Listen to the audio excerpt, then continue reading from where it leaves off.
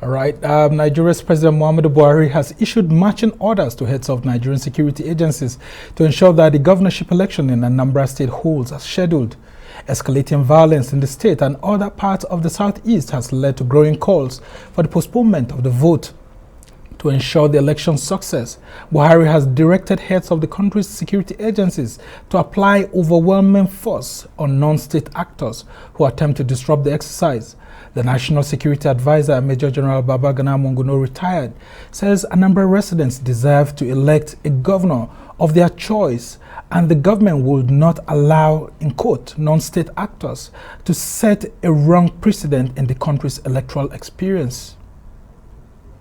All right, for more on this story, I'm now being joined in the studio by the Chairman of Partners for Electoral Reform, Ezenwa Nwagwu. Good to have you, Ezenwa. Thank you.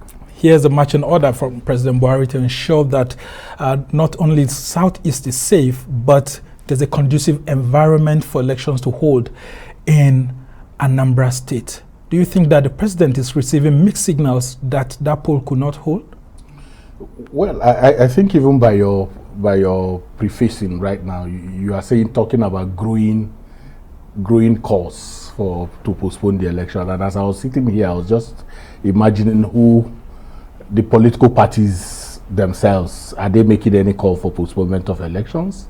That has not happened.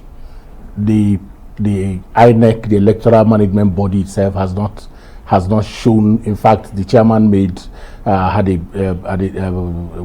press conference a few days ago where he was talking about the fact that they are ready for the election. So the call for that heightened call is actually outside of Anambra State. Well, and he is the president and commander-in-chief. No, what I'm saying is that heightened. I'm just saying that there are stakeholders in the pyramid of election. There are stakeholders that you would consider in terms of, whether, and in the pyramid of that, in the topmost pyramid is the electoral management body, the political parties, the electorate, and then the observers and the media.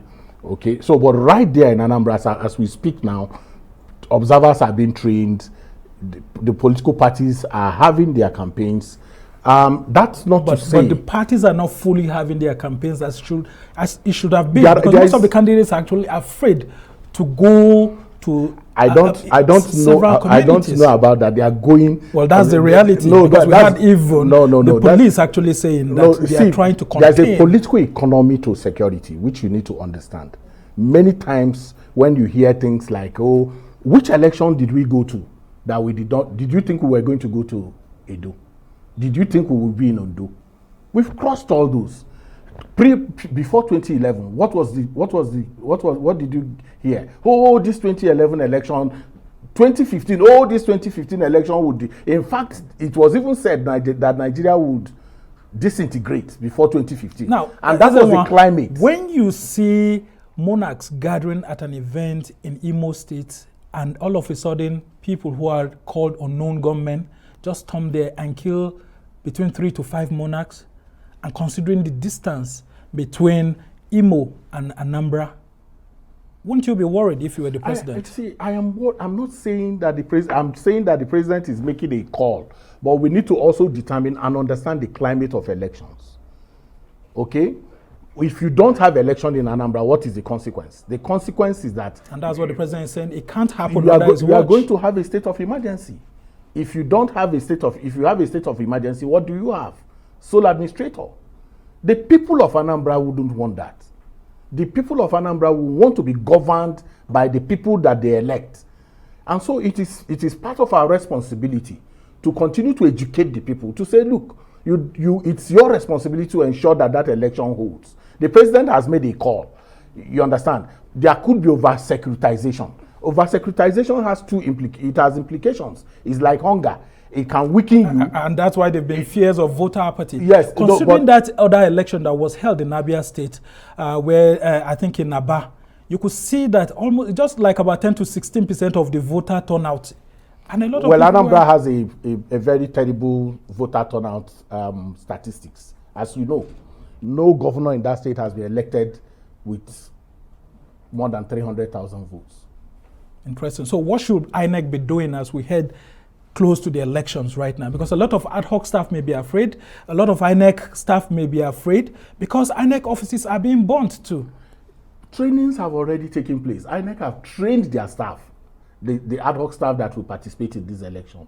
We have to, if they were afraid, they would not turn up for the training. So do you think the media is bringing out a fear factor that is not really the situation on ground? No, there is crisis. There is crisis. But that crisis is not, you have 21 local governments in Anambra State.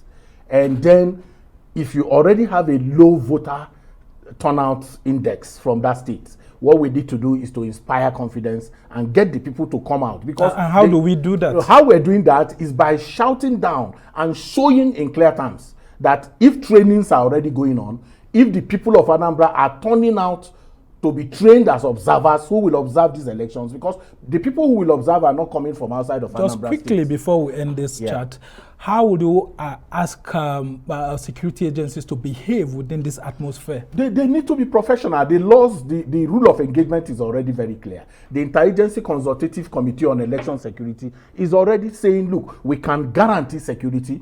If they have said they cannot guarantee security, like you saw in the first Edo scenario, where they came out and said, oh, we can't guarantee security. Even presidential elections have been postponed because of you understand? So, security issues. If the entire Consultative Committee on Election Security that is holding and continues to guarantee that they can provide security, what we need to do is to call on the security agencies to be professional, to ensure that they follow the rules of the game, and that within the context of what we know about Anambra, those who are coming out to vote should also conduct themselves in a manner that does not endanger them. Thank you so much, Ezenwa Nwagwu, chairman of the Partners for Electoral Reform, for joining us.